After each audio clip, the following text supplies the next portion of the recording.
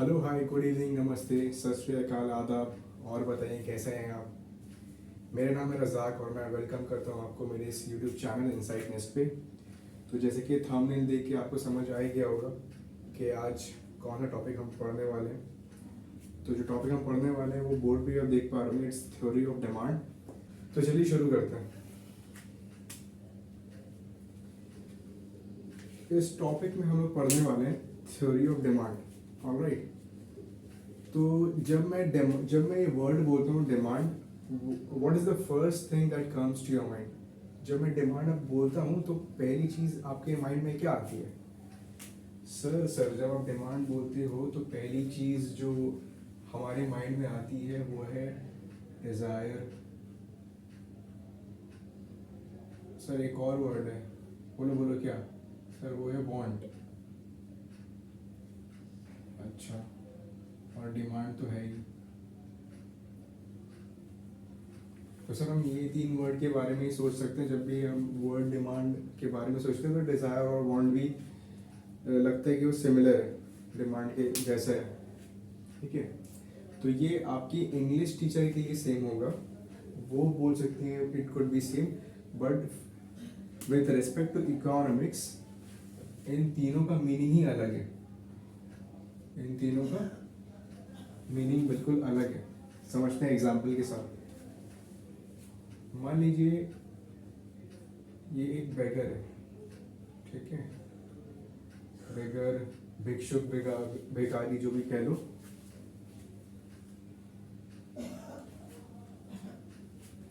और बेगर के पास मान लो मांग के 200 रुपये है इसके पास आज के, ठीक है। तो बेगर को भी आईफोन का क्रेज हो गया कि हाँ मुझे भी आईफोन चाहिए, बहुत ट्रेंड है, सबके पास है, उसको भी चाहिए, ठीक है। तो बेगर को आईफोन चाहिए, ठीक है। बेगर को आईफोन चाहिए, बट क्या उसकी औकात है खरीदने की? Sorry for my word, but समझाने के लिए बोल रहा हूँ। क्या उसकी औकात है आईफोन खरीदने की 200 रुपये पॉकेट में लेके? नहीं सर, वो इस पैसे से तो आईफोन नहीं ले पाएगा। और मैं एग्जाम्पल बेगर की क्यों ले रहा हूँ, क्योंकि आजकल तो 10,000 वाले जॉब करने वाले भी आईफोन ले लेते हैं किश्तों पे, इसलिए। खैर, तो मैं ये कह रहा था कि एक बेगर आईफोन का डिज़ायर करे कि उसको चाहिए, बट आईफोन खरीदने के पैसे उसके पास नहीं है। तो अगर आपके पास किसी प्रोडक्ट का डिज़ायर होता है और एबिलिटी नहीं होता है कि आप उसको खरीद पाओ, इन शॉर्ट हिंदी में औकात अगर नहीं होता है किसी प्रोडक्ट को हासिल करने का, then we can say that the person has only desire for the product. That means you only desire to have that product. You do not have the ability to buy it. As simple as that. Okay. तो sir ये वाला example clear है better के case में। तो ये example 1 हो गया। दूसरा एग्जाम्पल ले लेते हैं।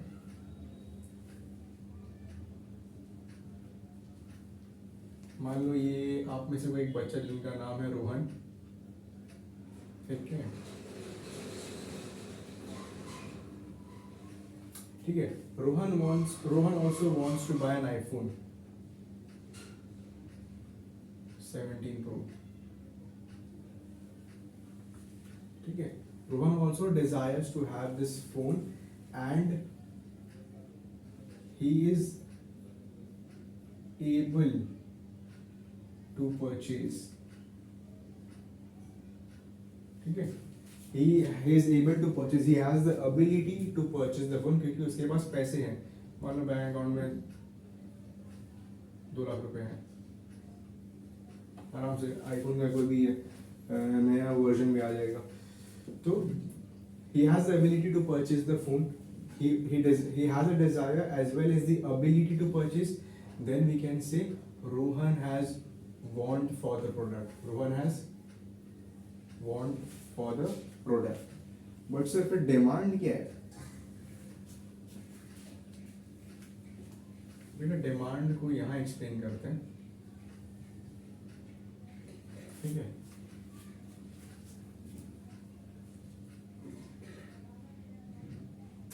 तो डिमांड में सर डिज़ायर होनी चाहिए, हाँ सर डिज़ायर होनी चाहिए। अबिलिटी टू परचेज होनी चाहिए कि हाँ परचेज कर सकते हैं, अबिलिटी, ये दोनों तो होना ही चाहिए, ठीक है। Plus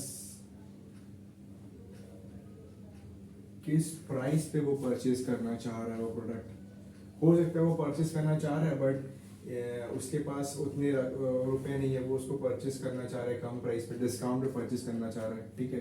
so he needs to mention the price at which he wants to purchase in order to qualify to be termed as demand, otherwise वो डिमांड नहीं कहलाएगा। उसको एक स्पेसिफिक बोलना पड़ेगा कि मेरे को इस प्राइस पे प्रोडक्ट चाहिए। प्लस टाइम फ्रेम, डिमांड जो है ना बेटा ये एक फ्लो कॉन्सेप्ट है। फ्लो कॉन्सेप्ट का मतलब है ये एक पर्टिकुलर टाइम पीरियड के लिए होता है, ठीक है। फॉर एग्जाम्पल मैंने बोला कि हाँ मेरा डिजायर है एक प्रोडक्ट खरीदने का, I have the ability also to buy the product, okay, and I have also mention the price कि I want the product for 800 rupees. For example a shirt, I want the shirt at 800 rupees, I have the ability, I have the desire to purchase the product, but I am not telling you when I want the product. मैंने time frame mention ही नहीं किया मेरे कब चाहिए, तो ये sense नहीं बनता ना। तो एक डिमांड को कंप्लीट होने के लिए ये चारों चीज़ें होना ज़रूरी है। डिज़ायर होना ज़रूरी है, एबिलिटी होना ज़रूरी है, प्राइस किस प्राइस पे मुझे लेना है वो ज़रूरी है, और टाइम फ्रेम कि मुझे कब लेना है। Then the definition of demand is complete. अगर कोई भी एक एलिमेंट मिसिंग हुआ तो वो डिमांड नहीं कहलाएगा, it will not constitute as a valid demand for the product. Is this clear guys? तो अब हम डेफिनेशन लिख लेंगे। डिमांड का डेफिनेशन क्या हो इकोनॉमिक्स में?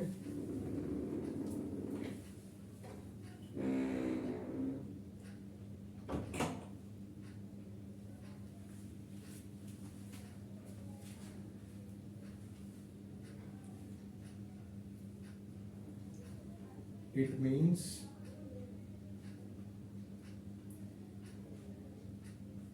the quantity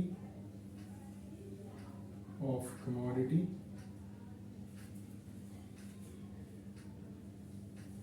or service भी तो हो सकता है, the quantity of commodity or service that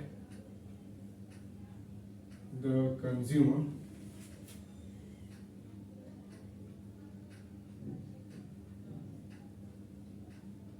is willing to buy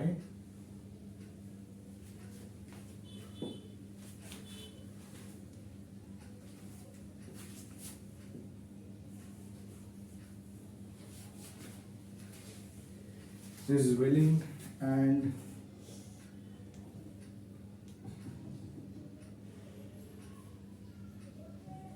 ठीक है, is willing and able to buy at a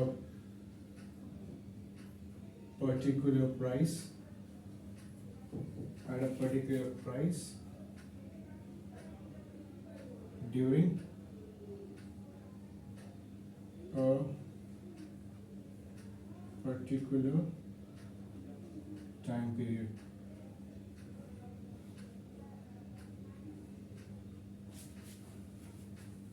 ठीक है, तो ये होगी प्रॉपर डेफिनेशन डिमांड की। तो आप देख पा रहे होगे इसमें हर एलिमेंट आया है। पहला आया है कि आई एम विलिंगनेस आया है, डिजायर एंड विलिंगनेस बात एक ही होता है। पहले आया विलिंगनेस, फिर आया एबल टू या एबिलिटी, फिर आई है प्राइस और आया टाइम पीरियड। सो अब देखो इकोनॉमिक्स एक ऐसा सब्जेक्ट है जहाँ पे डेफिनेशन पे भी हर एलिमेंट वैल्यू ऐड कर रहा है। कोई भी एक एलिमेंट मिसिंग हुआ डेफिनेशन नल एंड वॉइड हो जाएगा, डेफिनेशन प्रॉपर डेफिनेशन नहीं होगा, मार्क्स नहीं मिलेगा।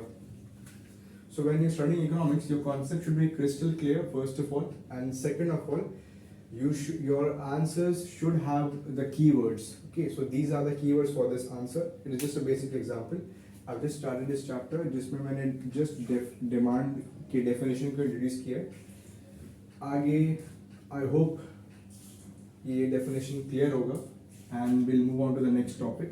तो ठीक है, next topic जो हमारा है वो है types of demand। कि सर डिमांड समझ में आ गया, व्हाट इज डिमांड होता है क्या है। अब डिमांड कितने तरह के होते हैं वो समझा दीजिए। तो ये लो, types of demand is our next topic.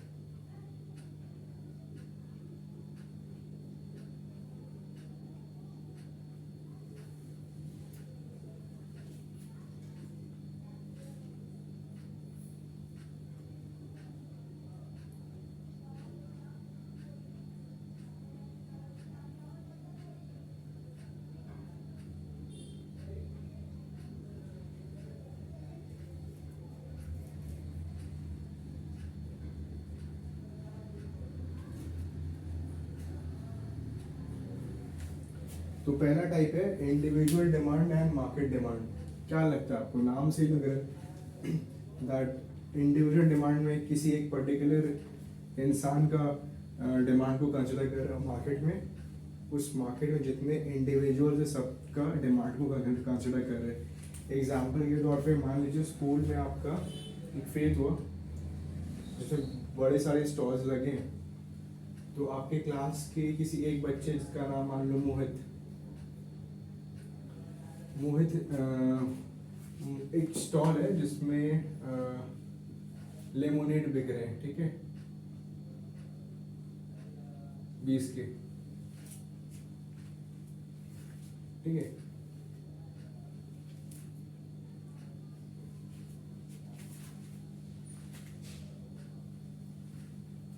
Let me change the example, इसको लेते हैं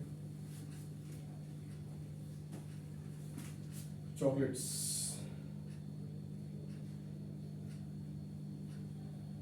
ठीक है।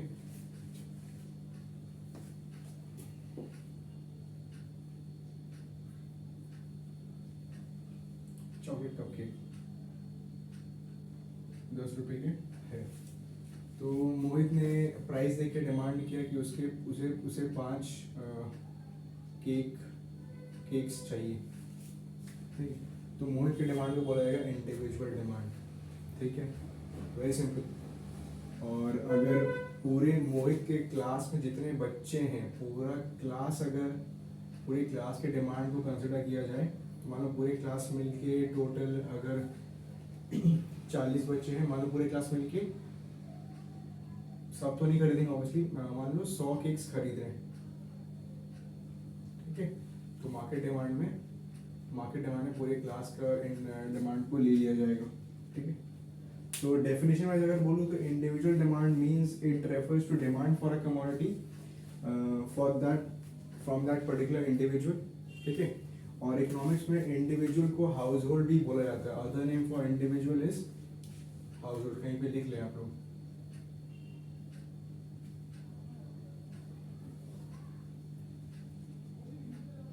The other name for individual is household। बहुत बार क्वेश्चन में ऐसे आ जाएगा कि what do you understand by household demand. तो हाउसहोल्ड डिमांड कुछ नहीं है, एक हाउसहोल्ड का मतलब होता है एक ही घर का बात कर रहे हैं, तो वो individual and household are synonymously used in economics, okay. And market demand refers to sum total of all the quantity of that commodity that the customers are willing to buy at a particular price during a particular time period. So definition will always, the definition that we have already studied in for demand, that will always be same। बस यहाँ पे फर्क क्या आपको थोड़ा बनाना पड़ेगा कि individual में एक इंडिविजुअल कंसिडर करते हैं या एक हाउस होल्ड का कंसिडर करते हैं, और मार्केट डिमांड में we take sum total of all the demand for that commodity. Demand में जो प्रेपोजिशन यूज करते हैं, we use for demand for a product। बहुत बच्चा ऑफ लिख देता है, which is wrong, this is correct। whenever you write demand, you write demand for a product, demand of नहीं लिखना है, ठीक है, this is wrong। सप्लाई में ऑफ लगता है, ठीक है, इकोनॉमिक्स और इंग्लिश भी पढ़ाना पड़ता है। Alright, so next type is ex ante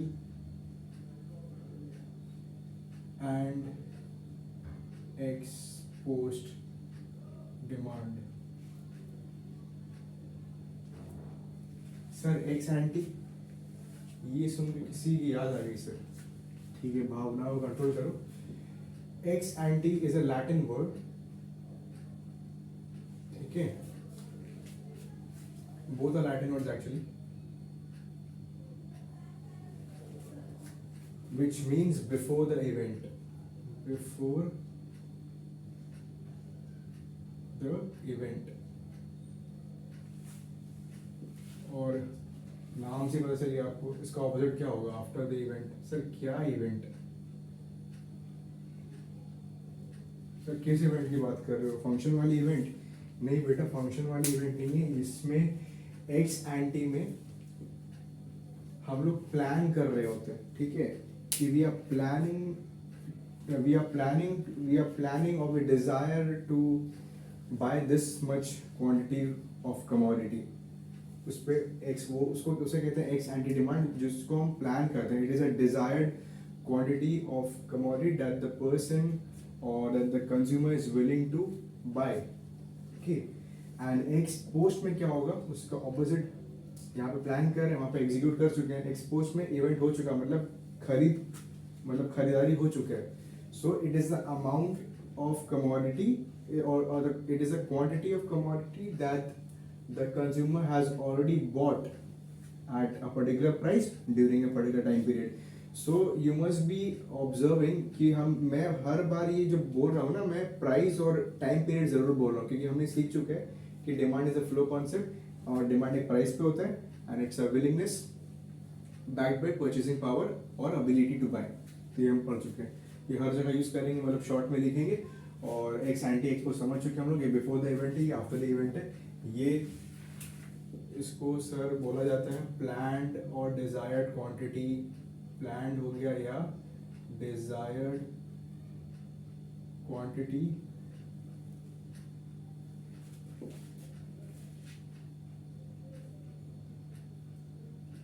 और ये एक्चुअल क्वांटिटी बॉट,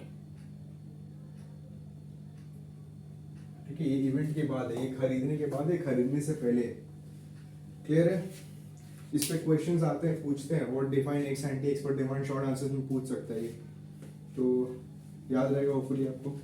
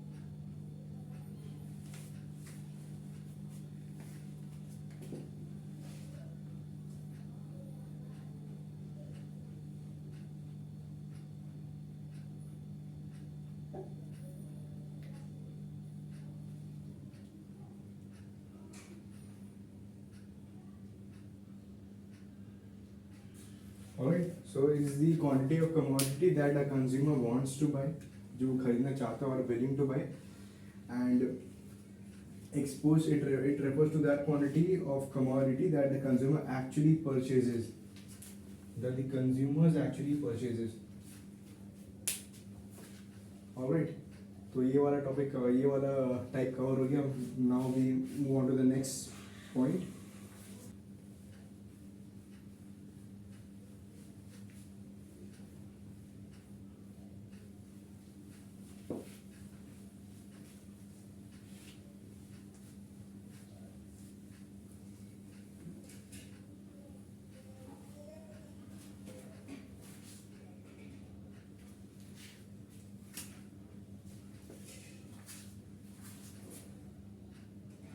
थर्ड हो गया बेटा जॉइंट डिमांड.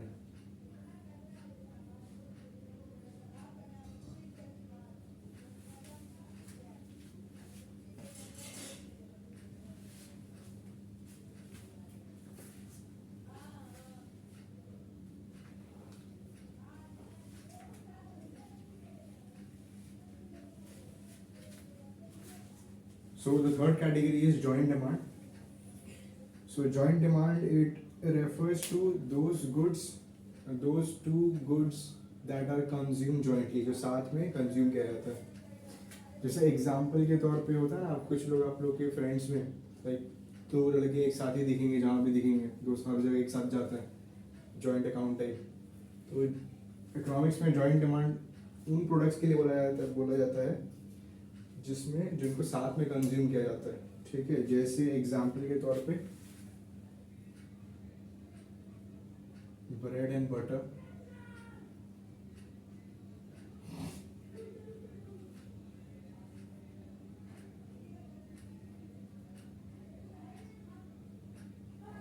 है ना.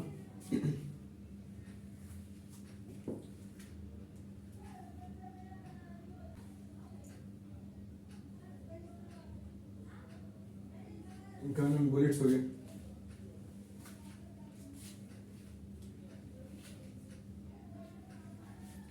सो डेफिनेशन वाइज बोलूँ तो सिंपल है, it refers to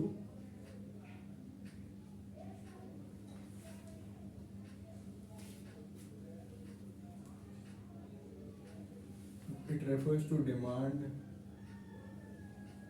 for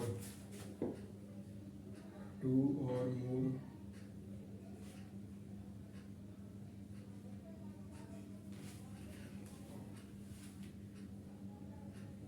that are consumed jointly or together, consumed together. So it refers to demand for two or more commodities that are consumed jointly or together. Examples दे देना. This is called joint demand. Next is derived demand.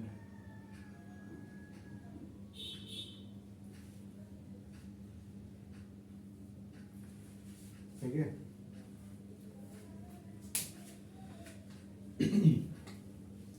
अब sir ये क्या है, नाम से लग रहा है कि इसका डिमांड कहीं से डिराइव हुआ होगा.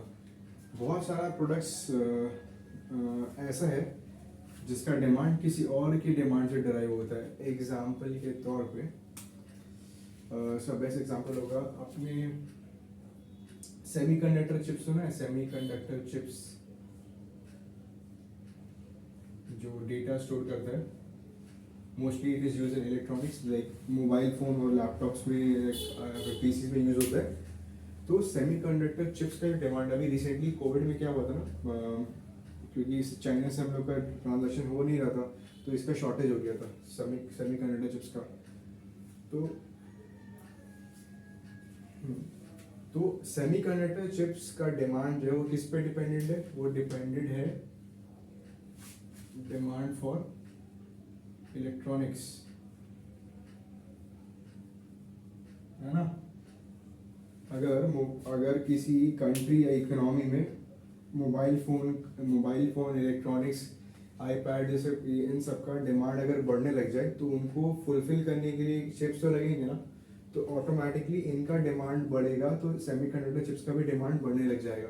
तो उस केस में सेमीकंडक्टर चिप्स का डिमांड को बोला जाएगा derived demand, because the demand for this product is derived from the demand from other products. This is called derived demand. ये definition लिख सकते हैं आप.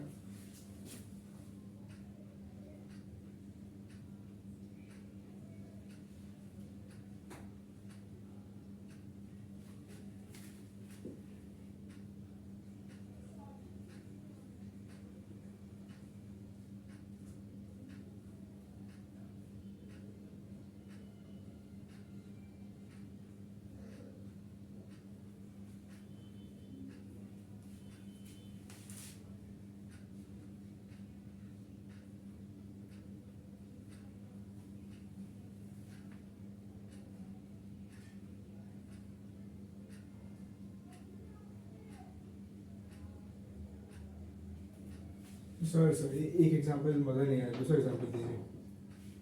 ये लो बेटा दूसरा एग्जांपल।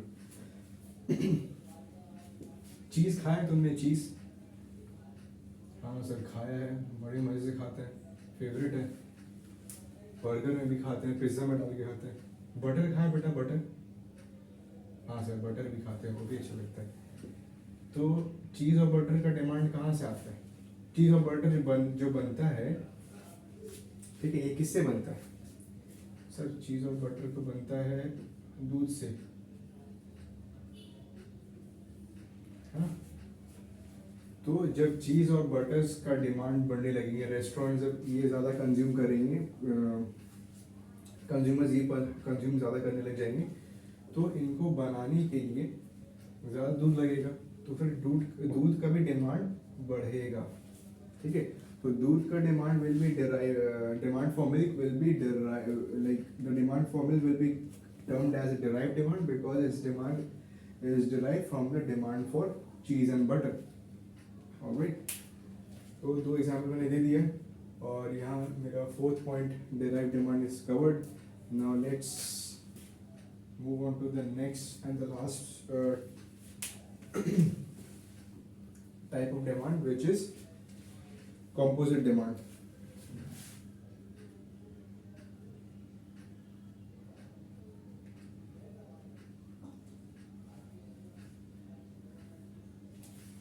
ठीक है, so the last point is composite demand. Composite demand में, as the name suggests, this demand is composed of a lot of other demands. जैसे जब किसी प्रोडक्ट का डिमांड बहुत सारे प्रोडक्ट के मिलने से बनता है, ठीक है? इसका बेस्ट एग्जाम्पल एक्चुअली मैंने ऑलरेडी दे रखा है। डेराइव डिमांड से ही वाइस वर्सा यूज हो जाता है। फॉर एग्जांपल, हाँ, डेराइव डिमांड और composite demand vice versa use होता है, रिवर्स भी यूज होता है। जैसे कि जो मिल्क है, मेरा मिल्क का जो डिमांड है, इसका डिमांड काफ़ी सारे प्रोडक्ट से बनते हैं, जैसे कर्ड हो गया, ठीक है, घी हो गया, ठीक है, और चीज़ हो गया, बटर हो गया, बटर मिल्क हो गया, ठीक है। तो इन सारे products,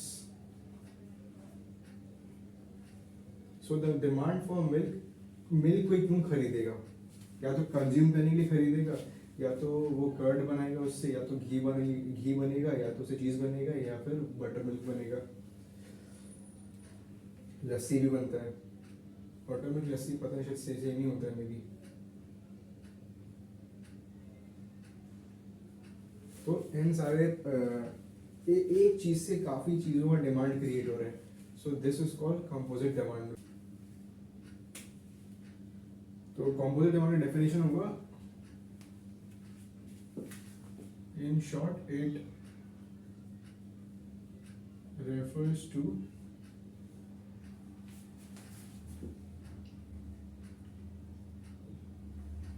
demand for a product that has multiple uses. बात समझ में आ गई? It refers to demand for a product that has multiple uses. Example, बेटा जब भी आप लोग डेफिनेशन लिखो ना, इस टाइप के क्वेश्चन मोस्टली शॉर्ट आंसर्स में आते हैं। Make sure you right the definition with examples. Example के साथ लिखना अनिवार्य है, ज़रूरी है, क्योंकि अगर आप एग्जाम्पल्स नहीं देते हो तो फिर वहाँ मार्क्स डिडक्ट होते हैं आपके, 2 में 2 नहीं मिलेगा आपको।